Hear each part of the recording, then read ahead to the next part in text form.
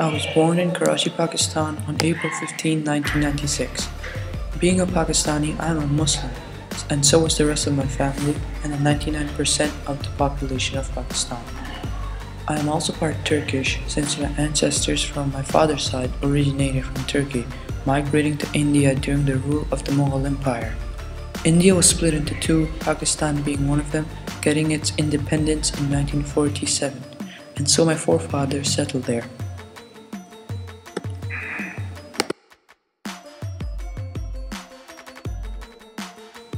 Basically, my ancestors from Istanbul, Turkey, settled in Pakistan. I have lived in Pakistan for the first 5 years of my life and moved to 3 different locations, in which I faced diaspora of different changes.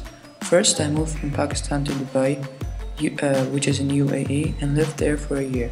Then I moved to Houston, Texas in America, and lived there for 1 year. From here, we moved to Kuala Lumpur, Malaysia for 5 years. Finally, my family and I moved to Doha, Qatar, where we've been living for 5 years. However, this outline will focus mainly on the diaspora facing Qatar, which is where I faced the greatest changes.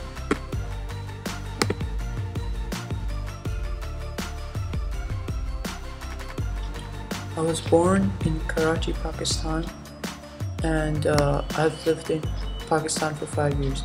I really did enjoy my life. I was a rebellious child with no friends to play with, so I was usually getting myself into trouble.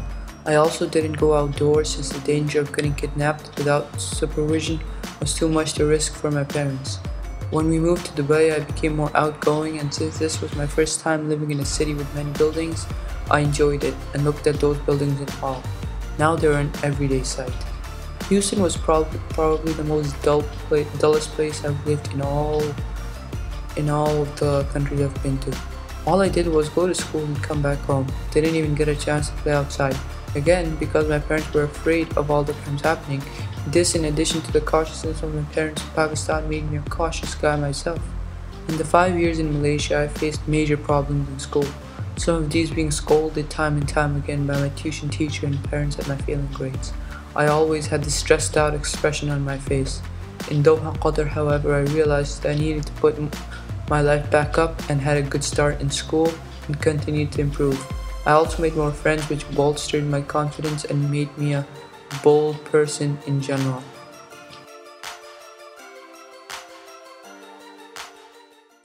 When I came to Doha, Qatar, I was your average chubby video game playing 10-year-old. I never got into sports and never enjoyed it because I never really got a chance to play it in the previous countries I lived in. In Doha in the year 2006, when we arrived, the Asian Games were about to begin, and I would see children in my compound playing games involving loads of running due to all the excitement.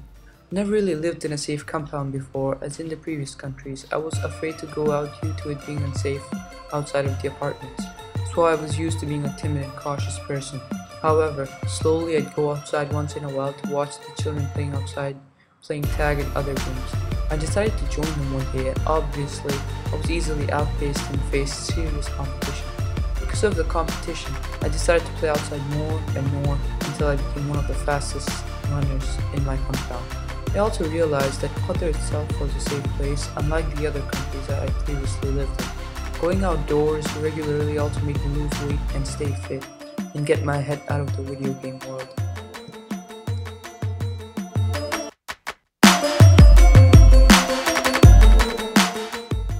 Unlike the previous 2 countries I lived in, which are America and Malaysia, religion was a huge deal here.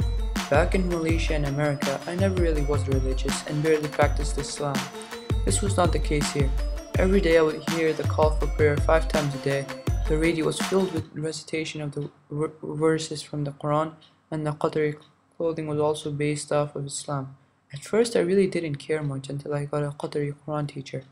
Reading the Quran, the Islamic holy book, he would also give me advice on how to live a life as a good Muslim, praying being one of the fundamentals. At first, I'd pray 1 or 2 out of the 5 compulsory daily prayers, but soon I was reading all 5 and Islam became an important part of my daily life. Like other countries bar the United States, language is one of the major aspects of cultures. Arabic is the language of my religion, although I can't speak Arabic. When I first came here, I didn't understand a word, but slowly I learned more words, especially swear words, which my friends said to each other in conversations. Arabic was also easier to learn than English or Malay, since Arabic and Urdu, the Pakistani language, are very similar in alphabet and sentence structure, as well as sharing many of the same words. In the beginning, I would speak plain English when talking to my friends, but now I find myself speaking a mixture of Arabic and English when around my friends.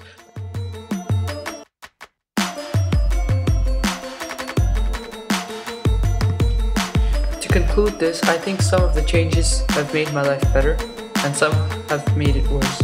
Coming to Qatar Academy, soaring was the norm in the senior school. Unlike any other school I've been in different countries, it impacted me in a bad way, since soaring isn't a good thing. It can be a hard thing to control at times. But if I were to look back and ask myself who I am, I'd say today, because of the influence of Diaspora, I'm more tolerant of different cultures and beliefs, more confident and outgoing, but I'm the same rebellious little boy I was back